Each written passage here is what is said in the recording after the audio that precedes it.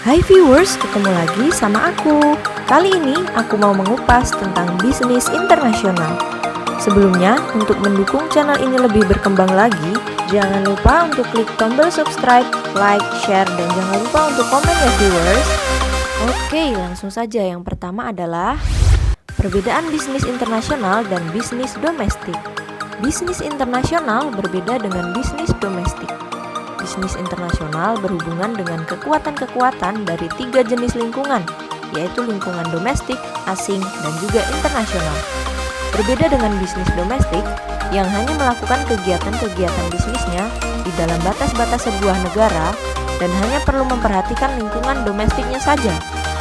Namun, dewasa ini tidak ada perusahaan yang bebas dari kekuatan-kekuatan lingkungan asing atau karena harus berhadapan dengan persaingan dari barang-barang impor atau dari pesaing-pesaing luar negeri yang menjalankan operasi di lingkungan domestiknya saja. Sebelum membahas lebih lanjut mengenai bisnis internasional, tahukah kamu perbedaan antara bisnis internasional, bisnis luar negeri, perusahaan multidomestik, perusahaan global, dan perusahaan internasional? Bisnis internasional merupakan bisnis yang kegiatan-kegiatannya melewati batas negara, seperti perdagangan internasional dan perusahaan manufaktur, serta dalam bidang industri jasa transportasi, pariwisata, periklanan, konstruksi, perdagangan eceran, perdagangan besar, dan komunikasi massa. Selanjutnya, bisnis luar negeri. Bisnis luar negeri yaitu bisnis yang kegiatan operasi-operasi domestiknya dilakukan di sebuah negara asing. Kemudian, perusahaan multidomestik. Perusahaan ini adalah sebuah organisasi dengan cabang-cabang di berbagai negara yang masing-masing cabang merumuskan strateginya sendiri berdasarkan perbedaan-perbedaan pasar yang dijangkau.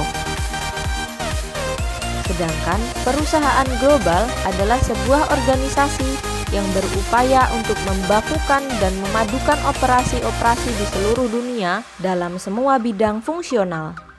Dan yang terakhir yaitu perusahaan internasional.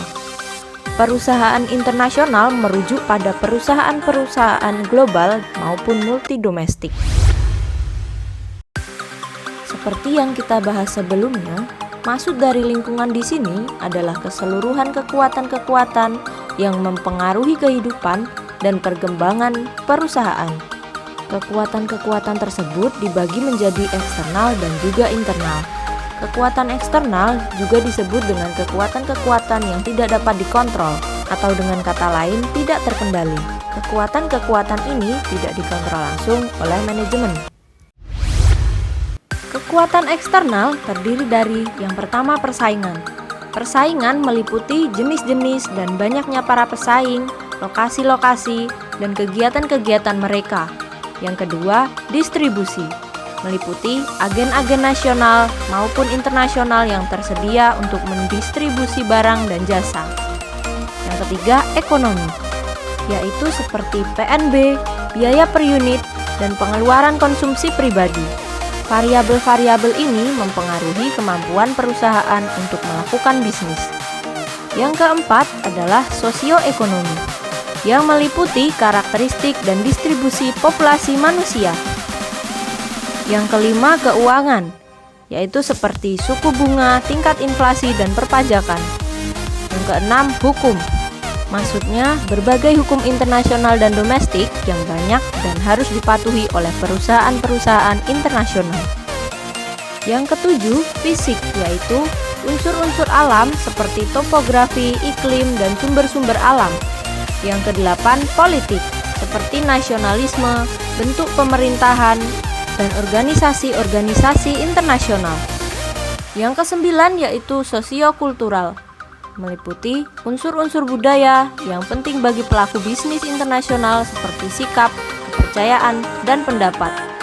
Yang ke-10 yaitu buruh, meliputi komposisi, keahlian, dan sikap buruh. Yang terakhir, teknologi, meliputi keahlian teknik dan peralatan yang mempengaruhi bagaimana sumber daya mengubah berbagai produk. Kekuatan internal yaitu kekuatan yang diatur untuk beradaptasi dengan perubahan-perubahan dalam kekuatan yang tidak dapat dikendalikan. Faktor produksi seperti modal, bahan baku, dan tenaga kerja, dan juga aktivitas operasi seperti personalia, keuangan, produksi, dan pemasaran adalah kekuatan yang dapat dikendalikan yang harus diatur oleh manajemen agar disesuaikan dengan perubahan-perubahan dalam variabel lingkungan yang tidak dapat dikendalikan atau uncontrollable. Lingkungan domestik. Lingkungan domestik terdiri dari semua kekuatan yang tidak dikontrol yang bersumber dari negara asal yang dapat mempengaruhi kehidupan dan perkembangan. Meskipun demikian, kekuatan domestik bukan berarti tidak memiliki pengaruh terhadap operasi luar negeri. Misalnya, jika ada negara asal mengalami kekurangan devisa, pemerintah bisa memberlakukan hambatan atas investasi luar negeri untuk mengurangi arus keluarnya. Hal ini akan berakibat perusahaan tidak dapat memperluas fasilitas-fasilitas luar negeri seperti yang mereka lakukan.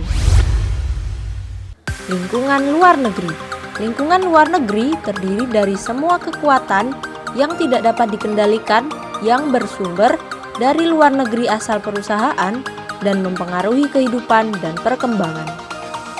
Hampir sama dengan lingkungan domestik, tetapi ini terjadi di negara asing. Meskipun demikian, operasinya berbeda karena beberapa alasan seperti perbedaan nilai-nilai kekuatan. Meskipun jenis-jenis kekuatan dalam kedua lingkungan tersebut identik, namun nilai-nilainya berbeda ketika mereka saling berhadapan langsung. Misalnya, seperti ketika Kuba tidak bisa membeli bus di perusahaan Amerika karena adanya embargo ekspor Amerika ke Kuba atau larangan lalu lintas barang antar negara. Untuk mengatasi ini, pemerintah Kuba memesan bus dari anak perusahaan yang terletak di Argentina. Kemudian, datang perintah dari kantor pusat Amerika kepada anak perusahaannya untuk memenuhi pesanan dengan embargo. Namun, pemerintah Argentina meminta anak perusahaan tersebut tetap melayani pesanan karena semua perusahaan di Argentina, meskipun cabang perusahaan negara lain tidak diminta oleh pemerintah negara lain. Manajemen anak perusahaan tersebut berada dalam situasi yang sulit. Yang kedua, perubahan-perubahan sulit diakses. Persoalan lainnya yaitu kekuatan-kekuatan luar negeri seringkali sulit diakses. Biasanya berkaitan dengan hukum dan politik. Hukum yang sangat nasionalistik dapat ditetapkan untuk memenuhi sebagian besar penduduk. Dari luar pemerintah mungkin sangat investasi asing, namun para pemimpin pragmatis dapat secara aktual mendorongnya. Yang ketiga yaitu kekuatan-kekuatan terkait. Kekuatan-kekuatan ini seringkali saling terkait satu sama lain. Hal ini tidak terjadi sesuatu yang baru karena situasi yang sama juga dihadapi oleh manajer domestik. Meskipun demikian, dalam lingkup asing, jenis materi yang terjadi dan hasilnya berbeda. Misalnya, kombinasi modal biaya tinggi dan berlimpahnya tenaga tidak terdidik di banyak negara berkembang dapat mengakibatkan penggunaan teknologi yang tingkatannya lebih rendah daripada yang akan digunakan di negara-negara yang lebih maju industrinya. Maka, jika diberikan pilihan pemasangan mesin mahal yang memerlukan sedikit tenaga kerja dan pemasangan mesin serbaguna murah dan memerlukan tenaga memilih kerja yang lebih besar, pihak manajemen pasti memilih pilihan yang terakhir jika suku bunga tinggi dan tersedianya buruh dalam jumlah yang besar. Yang terakhir yaitu lingkungan internasional. Lingkungan internasional merupakan interaksi antara kekuatan-kekuatan lingkungan domestik dan luar negeri dan antara kekuatan lingkungan luar negeri ketika sebuah cabang di suatu negara melakukan bisnis dengan pelanggan di negara lain. Mereka yang bekerja di dalam lingkungan internasional mengetahui bahwa pengambilan keputusan lebih rumit dibanding dengan lingkungan domestik murni.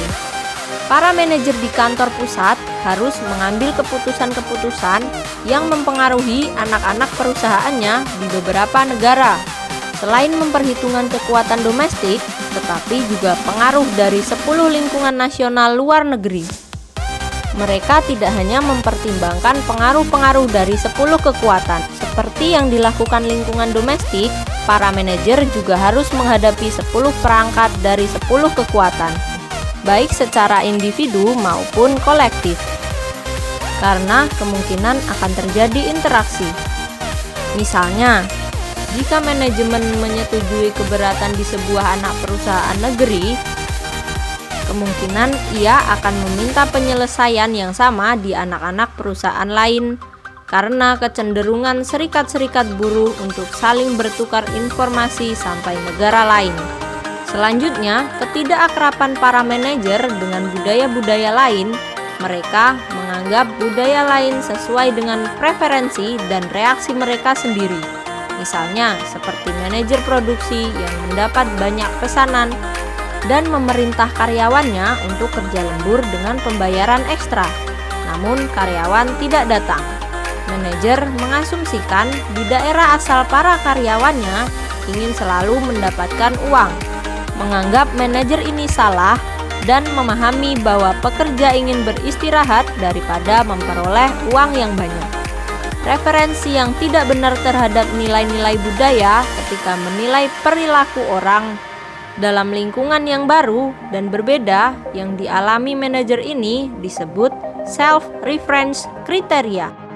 Jadi, bisnis internasional berbeda dari bisnis domestiknya dalam hal keterkaitan dengan 3 lingkungan, yaitu domestik, luar negeri, dan internasional. Meskipun jenis-jenis kekuatan adalah sama dalam lingkungan domestik maupun luar negeri, namun nilai-nilainya berbeda dan perubahan-perubahan nilai kekuatan luar negeri kadang-kadang sulit diketahui. Oke, demikian pembahasan kali ini. Sampai jumpa di video selanjutnya. Bye-bye viewers.